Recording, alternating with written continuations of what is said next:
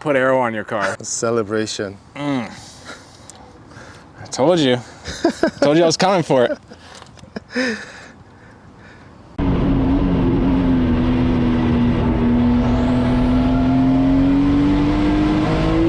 What's going on, YouTube? Welcome back to Sub 2 Club. Today I'm back here with Bailey Woods. All right, Bailey, welcome back. Good to be back. Yeah, and you're crazy because you did do what you said you were gonna do. I like to be a man of my word, you know, so if I tell you I'm gonna do something, I'll do my best to, you know, get it done. Right, and lucky number 13 kind of helped you, huh? Yep, that's my girl. Last time we shot, I think it was maybe a year ago, maybe a little longer, I don't know. Probably about a year ago. Okay. You know, I know that was pre-engine swap and livery and aero, so it's, you know, sometime last year, I think. All right, since then, what happened? First thing I did at the end of last season, I took the car into JMP Auto Works. I had the S52 pulled out and dropped in the S54. Nothing crazy, you know, for the most part it's stock. Just have the CSL style airbox and, you know, racing exhausts. Other than that, you know, a custom tune for 100 octane. And back then I still had planned to keep the car no aero. So one of the upgrades I had to do at the time was add the 3-way MCS because I really need the high speed adjustment. The issue is the car was just so fast in creating lift at the high speeds that I couldn't keep the car on the track. It was like constantly, you know, 4 wheels off, just kind of floating, especially at tracks like Big Willow. So I really needed to be able to control the wheel speed or the suspension speed at those higher rates when you're hitting the bumps. And so that helped quite a bit. And I dropped spring rates middle or towards the, you know, beginning of the season. When I was racing in Beamer Challenge, I was getting beat up a little bit by one of the other drivers who has got quite a serious build. And I was like, all right, I just gotta put on the aero finally, you know, even though I was so against it for years. And threw on the aero a couple weeks ago was my first event with the aero, and the car is just ridiculous now. So another spring rate change, but other than that, the suspension, engine, and aero, and the livery, and it's pretty much still the same car. Okay. A little bit lighter. A little bit lighter. Yeah, so I put on the aero and the engine swap in and got a little bit more weight out of the car, so it's a little bit less than it used to be. All right, well, let's walk us through the car. Chassis changes, like I was talking about, I just upgraded to the MCS 3-way. Outside of that, there's nothing that I really did. I've gone through a couple different spring rates, and you know, still the same wheel and tire setup, the 17 by 9.5 with the 245 Hoosier A7. It kind of seems like the winning combo, so you know, not the widest tire, but it's such a light setup that I think it has its merits. And you know, the car puts down 328 wheel horsepower, and with the aero, you know, unless it's a really low speed turn, it's hard to lose grip. Before the aero, it was a little out of control, for sure out of control. But right now, I don't see any reason to go wider on the tires and just add additional, you know, rotational mass. But did you have MCS single before? So I had the MCS 2-way non-remotes. And I worked with MCS, and they have a good program, so I actually shipped them my old dampeners while the car was getting engine swapped, so the car is already going to be down. They upgraded it to the remotes and the 3-ways, and you know, it took less than 2 weeks, so it was you know, super pain-free. You still have your old shocks, but they converted it to 3-way. Right. So they just made the upgrade. They, you know, swapped out the insides, and yeah, it was a good process. I thought it was pretty easy. Yeah, that's awesome, because I didn't know that it can be done like that. Yeah. But yeah. And I guess you consider aero chassis, right? Yeah. Finally did some aero stuff. The first thing I did was I had a little bit of a heating issue at Streets of Willow when I went out there with the S54. It was pretty hot. And so that was kind of my first thing in far of like, okay, well now I actually have to do some type of aero upgrade, because before I had no ducting, it was completely open from bumper, and I had the stock shaped hood without the vents. And I was like, well, now I have to put vents on the car, and even though it's a pretty small adjustment, it's like, to me, that's aero. And I was trying to have that no aero thing. So that was a little bit of a trigger for me, but I built a pretty cool composite ducting system that completely seals off the radiator. And then I installed these Elian Motorsports hood vents, and my oil and water temps now are pretty ridiculous. Don't mind all the bugs. They like to get scooped up in there. But yeah, that helped a ton. And now my water temps, even when I was out driving and it was 100 plus, were, you know, sub 200 Fahrenheit, and my oil temps are, you know, right around 220. So even on hot days, it's perfect. And the nice thing about that is now going into these colder temps, what I can do is I can block off the grills. So I'll get a little bit more efficiency out of that, and it'll make the hood vents create a little bit more downforce, and it'll take away a little bit of the drag that's created by the open cavity in the front bumper. So that's pretty good. And then the next step was the real aero, which is the Zebulon kit. I did the 6-inch splitter with the diffusers, and I have a set of 3D end plates for it, but I need to go pick those up from European Auto Source. Okay. And then the rear wing is actually Steve's from European Auto Source. My wing didn't come in time for the last event, so he really helped me out and let me borrow the one off his car while it's just sitting around. And yeah, it's absolutely incredible what aero does. You know, I drove the car pretty close to its limit for a long time, and threw on the aero and just immediately, you know, last 2 weeks ago was my first weekend with the car on aero, and you know, I think I PB'd by over 5 seconds. So it's Jesus. That kind of just shows you what aero is capable of. And obviously I have a little bit more power now, and the, you know, car weighs maybe 50 pounds less, but yeah, aero's cheating for sure. Bunch of cheaters. Everyone with aero is a cheater.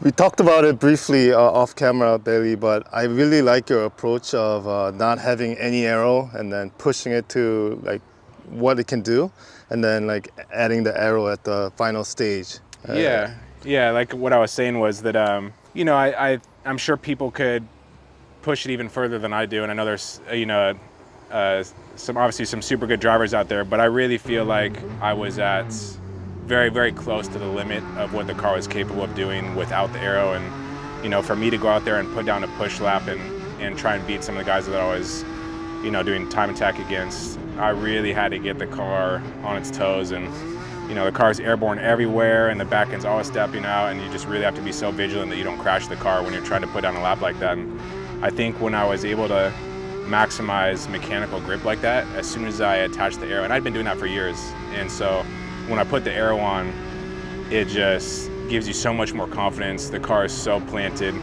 and it really allows you to take it to the next level. And I think because I was so adamant about doing no aero for a long time, that's why I was able to go out, you know, my first weekend and be relatively successful with, you know, starting to learn the aero pretty quickly, because it just lets you do things that you were never capable of doing without it. That's cool. So these are Zebulon's new high efficiency 3D end plates. Okay. They have a few different versions. There's a high downforce end plates, but you know, I don't know how much of a drag difference it is, but I just wanted to keep it a little bit more streamlined, so I just opted for these. But a lot of guys run the high downforce plates. Okay. And I forgot to ask you, for the front splitter, is it all carbon too? Yeah, but I'm sure. I don't remember saying what the core material is. So there is something inside the actual splitter that's not composite, but for the most part, it's all composite. Okay. And then European Auto Source just helped me build that front air dam. It's just a super thin plastic, so I'll try and replace it with a piece of composite. I just couldn't get something that size in time. Yeah. It's a little awkward just because it's so thin and so long. But I have a few companies that I can reach out to. The company that I got the materials for the air ducting and stuff like that, and hopefully I can get something made to replace that. Okay, this is the new mounting system from Zebulon. Okay. So I saw it on a couple other cars, but it has a couple dampers in it, so if you hit something, it's got quite a bit of travel, so you don't, you know, blow your freaking splitter into a million pieces. It'll just kind of absorb it the best it can, and you know, worst case scenario, you have to replace some of the rub blocks underneath it, which I need to do. That is clever. Yeah. Okay. Just wanted to show this area real quick. Here, I'll lift it up for you that way. Oh, thank you. Wow. Okay. Yeah, this thing is pretty serious. You can see all the layers. Wow, it's high quality. Yeah, I think for the most part that's it. Okay. I guess the fenders helped a lot. So when I did the splitter, I had the diffusers installed inside of it, and you need a place for that air to, you know, exit the car. And I went to Jarek at Race Cars Unlimited. Race Cars Unlimited is the new operation that's kind of a joint venture, Motorsports Hardware and JMP, and it's in Huntington Beach, which is a lot closer to me than JMP, so that was pretty nice. And I told him exactly what I wanted, and you know, I was there and we mocked it up and he cut it up, and you know, I think it did a pretty good job. I'd like to make a new one out of composite, but I think for the time being, it gets the job done, and it allows the air to evacuate from the splitter, and it also has the upper section to let out a little bit of that pressure that builds up in the fender well. So, the front has a ton of grip right now, and maybe I'll try and figure out ways to get a little bit more downforce on the front because the back's so strong, but it's feeling pretty solid. What did you say the material was? This is just the OE fender. Okay. So this is still the steel fender, and I just told him I wanted to take advantage of this upper body line and follow where the fender kind of steps out for the fender lip, and just keep that trim piece in there to kind of support it. And so we just cut it up, and then we had to do a little magic with the side skirt there to bring the side skirt in. So is that all plastic? Yeah, that's all OE body panels. Oh wow! So you just had to kind of bend it. Yeah, so you basically, we cut the bottom off so that it became, kind of just a single piece instead of something that had a 90 that supported and made it rigid. So cut the bottom of it off and tucked it in along with the fender, and, just kind of fastened it in place. And nice. That's about it. Nice. And then I guess there's some new composite panels on the car. We didn't have the carbon doors prior. Oh, yeah. That was a huge weight saving. So my factory doors were super gutted, but even completely gutted factory doors, these are 20 pounds lighter a piece, so 40 pounds total. And I didn't wrap this part just because I kind of wanted it to look like the trim was still there. From afar, you can't really tell. That's really cool. That's pretty much all we got for chassis. Okay. Yeah. And who does graphic? So KI Studios out of San Diego. I sent them a couple of different cars that I really liked, and I told them that I have this affinity towards white race cars. Or, maybe that's the factory cup cars and stuff like that, or factory BMWs, how they come just completely white. And I wanted to keep a little bit of that, and I've always had white cars, so I told them I wanted a white front end and just blend into something that was, a little bit 90s, maybe a little bit period correct. And I gave them some color samples and a couple graphic examples that I really liked, and we settled on this, and I think it kind of hit the nail on the head as far as what I was trying to achieve with the looks. And we got Avant on here who sponsored the livery, and I'm super excited about that. And okay.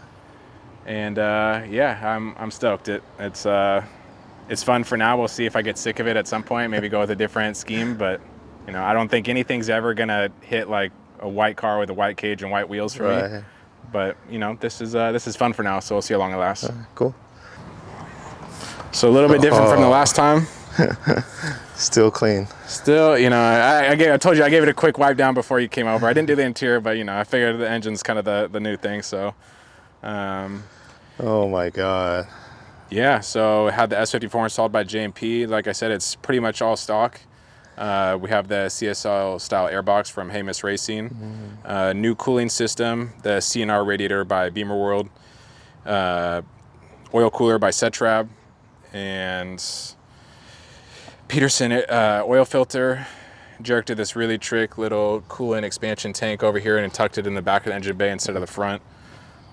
Just kind of little things to not only make it look a little bit cleaner, but also just try and get as much weight aft as possible. And so like I said, I got a little bit of weight out of the car, but this engine is a little bit heavier. But all the things that we did actually moved the CG aft, so it helped quite a bit. Very cool. Only other thing in here is the three-way remotes that you can see now that didn't used to be there. And okay. Finally had a chance to paint the engine bay so that my roll bar protruding into the firewall wasn't, raw. Man.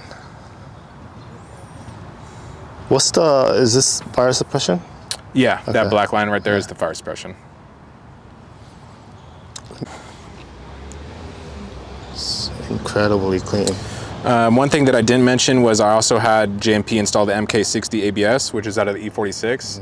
It's a 4-channel instead of a 3-channel. And, I don't know how much of a difference it actually makes, but I think in the lower speed stuff, it does help quite a bit. It kind of gives a little bit more bite. I think that's just because it controls the back end a little bit better. But, other than that, still relatively the same. That is so clean.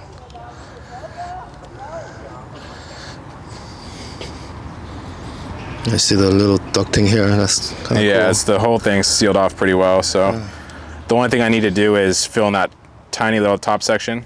So This section? yeah, that little section. So I'll just use some composite right angle, and I'll just use the top of the radiator and put a little, you know, fastener up there, and it should seal it off pretty good. That's the oil filter. Wow. Okay. And you're making 330 horsepower, you said?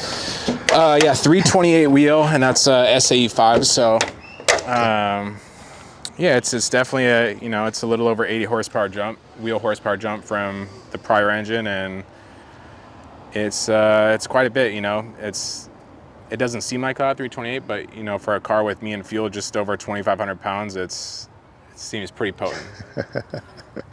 We'll see. Maybe one day I'll bite the bullet on the stroker engine, but I think for now there's plenty of time in it to be found. Is this engine bone stock then? Yep. Okay. All the internals are stock. It's just the airbox. I have the Super Sprint V2 stepped header, and then a custom 3.5-inch titanium exhaust by Riley at RS Motorsport. Okay. He's the one that fabricated the cage and a couple other of the components on the car. Super thin wall titanium. I lost a ton of weight with that too. So yeah, it definitely screams. You know, it makes a decent amount of power, and it's the loudest car on track. So I need to start driving with earplugs, but you know. For sure. Go check out the head, guys. So I guess this is also a little bit new. I don't know if you want to come from this side or the other side, but I have the composite dash now. And that saves some weight. I don't think last time I had it in, but I have the Kevlar Recaro now, which saves 4 pounds or something like that. I think you had it last time. Oh, did I? Yeah. Okay, cool. You had just bought it, I think. Yeah, I must have just bought it because I got that later on in the season. That seat is so cool. A couple other things I still need to do. I've been talking about getting a lighter battery for a really long time. Okay.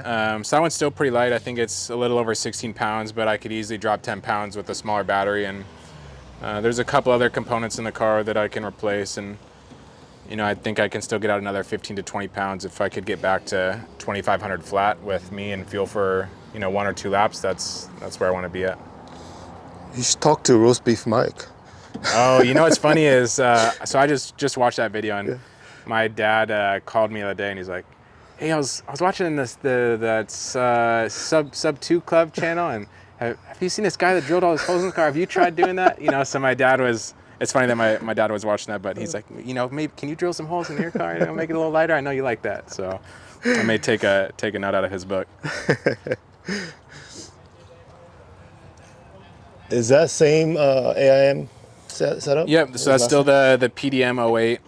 So just an 8-channel PDM with I forget if it's a 7-inch display or whatever, but yeah, that's the whole package, and that still the same from the S52. So just had to do a new engine wire and harness. The chassis wire and harness stayed the same because that's just fuel pumps and tail lights. Gotcha. Yeah, so simple, so clean. we gotta show the trunk. Because I'll do my best if I can. It doesn't open very high. Okay. There you go. You can sneak in there. Oh my God. You said you didn't clean it, but it's still clean. Yeah, it's a little dustier than I like it to be, I didn't get in all the crevices. That's where the time is. Oh my God. This is such a cool car. All right. Your exhaust is new? Yeah, so like I titanium. said, that's was fabricated by Riley at RS Motorsport. It's 3.5-inch tie. I think it's 1.2 mil, so it's pretty thin. Yeah, it sounds absolutely insane. Has a beautiful burn over there too. I know, it's definitely got that JDM vibe for sure. Man, I would have wiped the underneath of the car if I knew you were going to film under there. I'll make it short. I think with the 245 on this car, I think I maybe could benefit from a 10-inch wheel instead of a 9.5-inch wheel. But, these things rip, and I have plenty of grip. I don't think I need to go wider. Yeah. I couldn't imagine having more grip.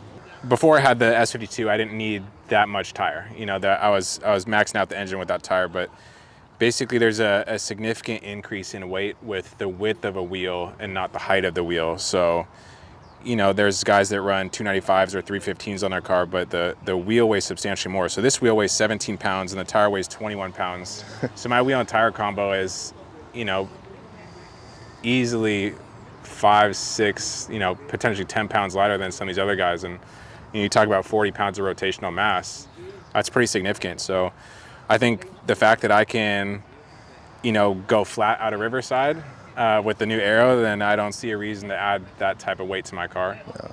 And then I also have to go wide body, and then I lose the name narrow body boogie monster. I can't have that. Yeah, so I mean, the biggest thing is obviously the bigger tire you can put on a car, the faster it's gonna tend to go. The next thing to think about that is making sure that you're maximizing the tire and wheel combination.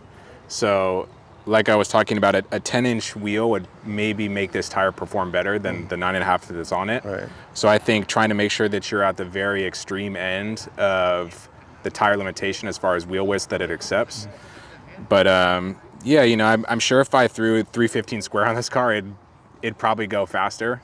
It'll probably drive a little bit differently, but I think right now this is plenty for me. What's the spring rate on these three ways? So I took a little bit of a guess, you know, just because it's aero's a new realm for me, but I ended up going with 700 front and 850 rear. Okay. And I think that's on the lighter side, but you know, most people's cars don't weigh what mine weighs. And you know, I asked quite a few people what they run on their car and kind of just did an assessment on what I thought would be right for my car. And it seems to be pretty good. I think it's a really good balance between mechanical and aerodynamic grip. The dampeners are pretty close. I've made some adjustments to the high speed. Like I was talking about earlier, the high speed had to be set a little bit different prior to the aero because the car just was always airborne. But I think we're pretty close. So now it's just the fine tuning, and I think these spring rates are going to work. I may try a little stiffer on the rear just because I think I'd prefer the car to rotate a little bit. As opposed to push. And I think just finding that balance between oversteering in the right places and understeering in the right places, that's where the time is made up. So we'll just kind of keep tweaking it and see what happens. All right, cool. So with the lap time of, what was it, 147? 147.7, yeah. 147.7. What's your next goal? So I don't know how feasible it is, but for Button Willow, I would love to do a 145. Okay. I don't know, like I said, I don't know if I can pull it off. I know for sure there's a 146 in the car. So when I get to December, you know, I have a little bit more time in the car and the temps are really low. These tires really don't like heat. So anything above, you know, 75 degrees, you can feel a significant difference. And last time I was out with the car is 100 and something. So yeah, for sure have a 46 in there that I'll, you know, hopefully hit sooner than later. But if I could get to a 45.999, I'd be a pretty happy camper. Okay. Well, I think 47 is plenty fast. Yeah. But again, you did it in a high heat, you know, summer. So yeah. So that was also on. They were pretty good tires, but they were scrubs. Okay. But they're about as fast as scrubs as you can get. So wintertime, 40 degrees, stickers. I'll see if I can get that 45. Okay. Okay. Man, well, I love this car, and thank you for making your time again. Of course. I'm happy to be here. Yeah. Any last thing you want to say? Don't put aero on your car. Don't be like me. I'm a bad example. Okay. Thank you guys for watching. We'll see you at the next one.